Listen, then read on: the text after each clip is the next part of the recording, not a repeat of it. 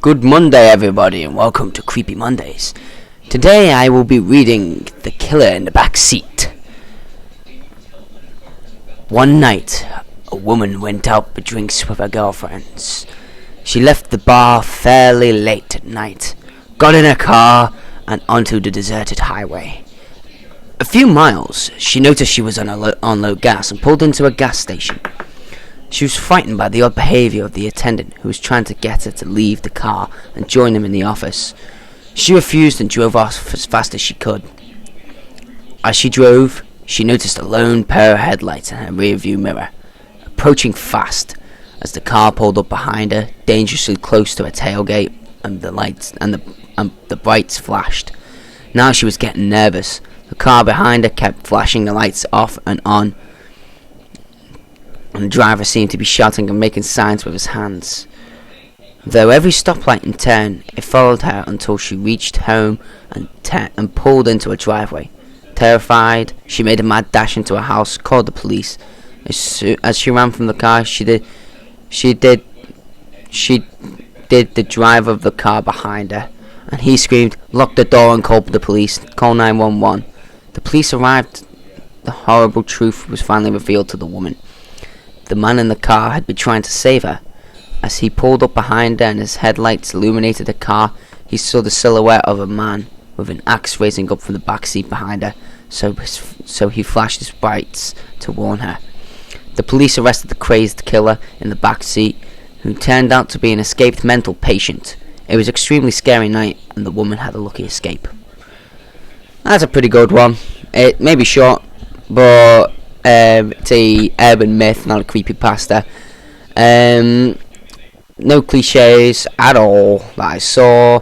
I'll be reading another one very shortly. I shall see you in a second. Welcome back, my friends. I am now reading The Other Watcher, so let's get into this. Hold on.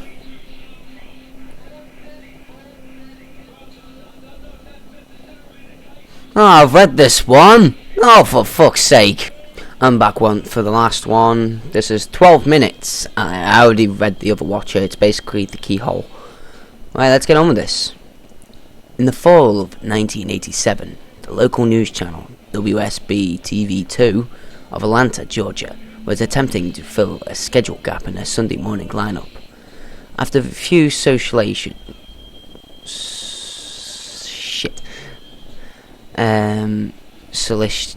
solicitations by local business owners, they decided to allow a young Reverend Marley Sachs to take the available hour block to do a religiously themed show.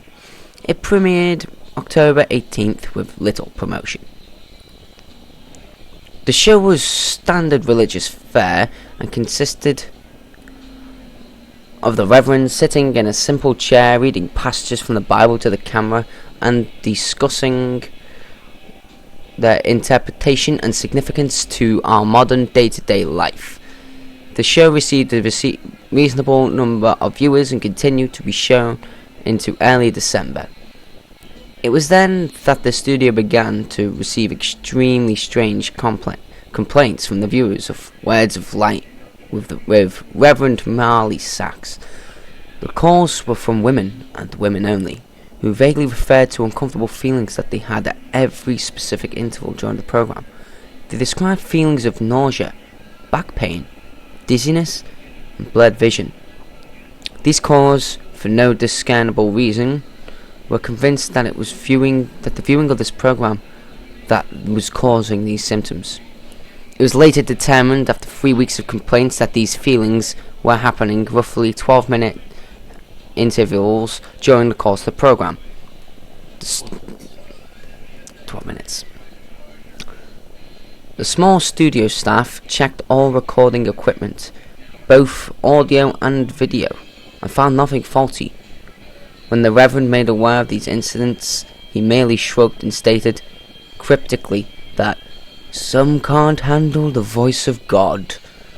The head of the studio, at a loss to explain the cause of these complaints, decided to continue running the program. By February, viewership had dropped sharply, and it was decided to pull the plug on the show. The studio head figured it would be much more prudent to spend as much time as possible on the news story that had the other two local news networks abuzz. The miscarriage epidemic started sometime in November. The number of healthy pregnant women miscarrying in the Atlanta metropolitan area had reached over 300. The CDC could find no discernible cause to this terrifying occurrence. The Reverend took the show's cancellation with what could only he describe as abject indifference. When informed, he made no protest, merely nodded, almost knowingly. Something's wrong with my internet. Something's wrong with my bloody Bandicam. Sorted. No. I'm gonna carry on with it. He left the studio after the last episode was filmed, without as much as a word dropped off the face of the earth. No one ever heard from him again, not his former congregation, or any member of the church. The studio moved on, filling the slot with an infomercial and continued to concentrate on the miscarriage story. A year and a half later, an intern at WSB Studios discovered the tapes of the Words of Light and began going through them in an attempt to find stock footage for ooh.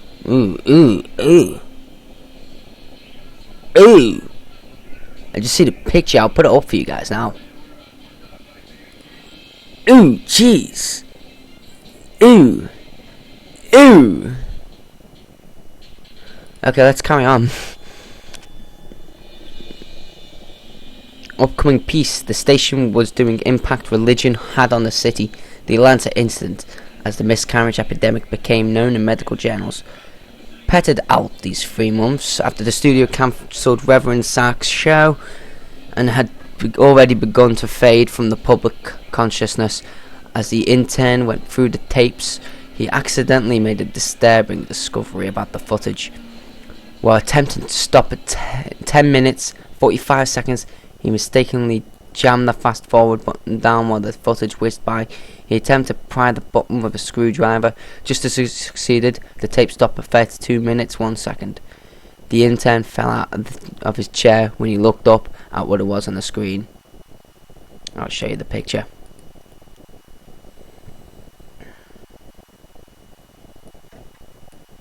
This picture may be disturbing for some viewers. I apologise if it is. That's what it is on the website. Happy nightmares, people. The image of a badly decomposed, severed head filling up the entire frame.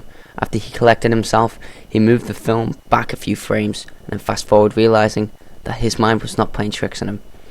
He began going through the rest of the recording and soon discovered that at exactly 12-minute intervals, the image would appear for 1 frame.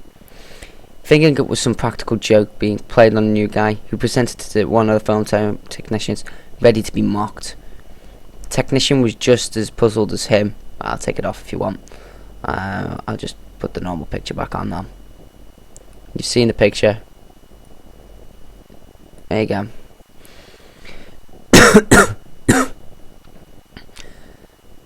No one had touched the footage since the cancellation of the show. After the studio had closed for the night, the intern convinced the tech to help him go through all the tapes of the Words of Light. They discovered that every single episode had the same horrifying anomaly. They also realized as the show progressed, the image had become more disgusting. As maggots began to eat away at the loose flesh, pieces of hair and skin seemed to have fallen off exponentially. The tech made clear to the intern that what they were seeing was technically impossible, since the film itself showed no signs of splicing, and he himself had been at every filming of the show and knew of no time when this image could have been inserted into the frame. All this was presented to the studio head, who fearing some kind of backlash over allowing this to get on the air, ordered all the tapes destroyed. He told the intern and tech that he had no interest in knowing what did it at this point, only that covering their collective asses is all that's important now. He demanded that they mention this to no one. The tech easily moved on, remembering the incident as a darkly funny, personal anecdote. But the intern wouldn't let it go. He made copies of as many tapes as he could before they were wiped, and took them to see if he could find anything else in them that might point him to who did this, or why they would. A week later, he attempted to rope the tech that into helping again, saying that he believed he had discovered something even more disturbing than the images themselves. When single frames were edited together in chronological order, the head's mouth began to appear to be moving, as if to form words. The tech feared for his job, told him to get rid of the copies and talk about it, and never not to talk about it again. A week later, police responded to a 911 call made by an elderly woman in one of the Atlanta suburbs at dusk. She had heard horrible noises coming from the next door neighbor's house, where a couple lived. She told the emergency responder that the wife was pregnant and that she was terrified that something had happened. When the officers arrived on the scene 20 minutes later, they found no lights on in the windows and the front door ajar. They moved in slowly and made their way into the living room. Inside, they found a young woman, dead, with her abdomen slashed open. The wound was jagged and a trail of blood led from the body to the couch on the far end of the room. There sat her husband, the studio intern, naked, the corpse of his unborn child at his feet, dying. In his hand, he held a rusty piece of metal siding he had used to gut his pregnant wife. Television was on, and playing an 18-second loop of the silent footage of a decomposing head, mouthing some intelligible words. The story at the police precinct to this day goes that the intern kept saying under his breath over and over again as they led him away, "The light of God calls them." And that was 12 minutes. Sorry about the picture. I had to show you the picture, otherwise you wouldn't have gotten what it was. You wouldn't have been able to picture what it was. But that is actually quite a good one. It takes religion to a far extreme thing, where I think it says at the end, "The light of God calls them." That's mainly pointing to Christianity. As far as cliches go, I saw absolutely none. No cliches. This is all original. This is the creepypasta of the month, which is called 12 Minutes on creepypasta.wiki.com. If you want to read it yourself, I'll put a link to the description below. The first one you'll be able to find easily. Just type in "The Killer in the Backseat." And that's going to do for this week. So thanks for watching. Like a favour if you enjoyed. Subscribing would really help. And I'll see you next Monday. Stay frosty, my friends.